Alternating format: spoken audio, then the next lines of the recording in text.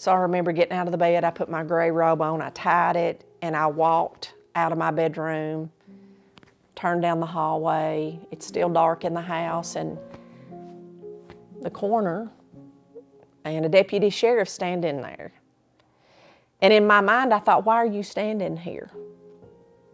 And of course, I know this gentleman, and you know, it's a little bitty town, and he said, "Talora, I'm so sorry."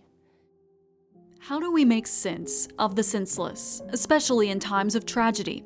On January 8, 2019, the day before she was set to start the spring semester of her sophomore year at the University of Kentucky, Taylor Ray Nolan died by suicide. 5 years later, Taylor's mother, Talora Schlosser, reflects on her only daughter's life. She was a storyteller. She loved to tell stories. She had a very bubbly personality. She definitely enjoyed being what I call the princess of the house. She was in charge when I wasn't around. And so she was that sister that the boys, all three, looked to. She was their best friend. She really liked helping people. I remember one young man told me she was the only person that smiled at me in school. And I think that's what's been so hard about this for us. And even the people that know Taylor, or the people who have gotten to know her through Ray of Sunshine. I mean, I have people that ask, and you know, what happened? But the reality is, I know that there are people out there that have the same kind of situation at their house. But I also think that's what makes this so important, what this work is, Ray of Sunshine's work. Taylor's family soon decided they would turn their tragic reality into a movement with a critical mission to end the stigma associated with suicide and mental illness. Talora started with Taylor's Chi Omega sorority sisters, and Ray of Sunshine was born. We buried Taylor on that Saturday. We lost her on the 8th. We buried her on Saturday. And by the end of February, we had a nonprofit 501c3 set up. So within 2 months, we had that set up. And on March the 1st, I was on UK's campus speaking to all of Chi O. And so, you know,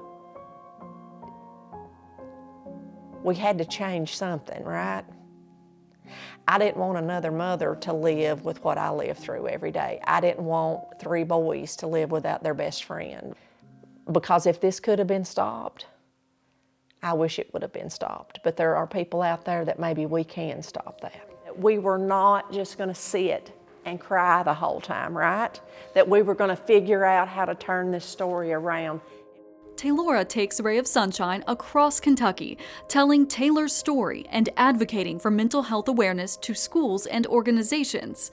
Through Ray of Sunshine, Talora has spoken to more than 70,000 people.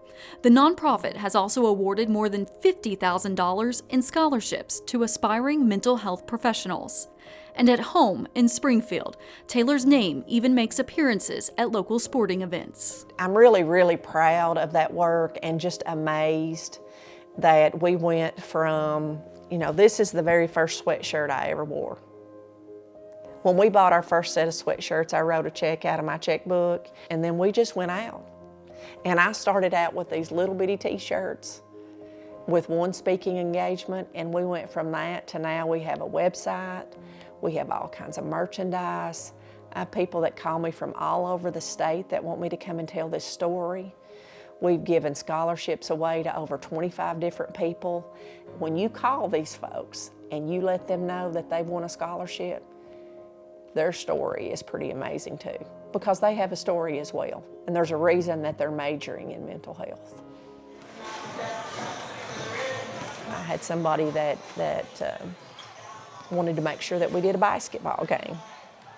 During that, all of the student athletes are going to have on a Ray of Sunshine shirt. Typically, it will be just for that event. It'll have something about their mascot on there. So then you have all these student athletes that are saying that mental health is important. And then in between quarters, we actually do like a little brief intro about Taylor and what our foundation is, and we talk about the statistics. And we say, did you realize that in Kentucky we lose somebody to suicide every 11 hours? and that it's the second leading cause of death in adolescents 10 to 19. And what parents tell me is that when we do those kinds of events, it gives them an opportunity to have a conversation with their child or their grandchild to just say, are you okay? Do you need something that maybe you wouldn't have had before? We're giving the adults permission to talk about something just like we're giving the children the permission to talk about something that's hard. In times of tragedy, how do we move forward? Taylora wants Ray of Sunshine to be Taylor's legacy, to add a little more light to the world. And when that young man said, I feel like that she was the only person that ever smiled at me, I want to make sure that there's not people walking around in the world every day where they feel like no one smiles at them. And that's her legacy. When she walked in a room, she lit up the room. You know, she was that person that people knew they could be themselves around. And like, what can we do? Like, what is our legacy going to be? And I don't think that people should try to be Taylor or anybody else. But I mean, we can be kind. I mean, if her little story can help people, even just with being kind and smiling at one another and you know, pausing versus reacting, I just think it'd make the world a little bit nicer, a little bit more sunny.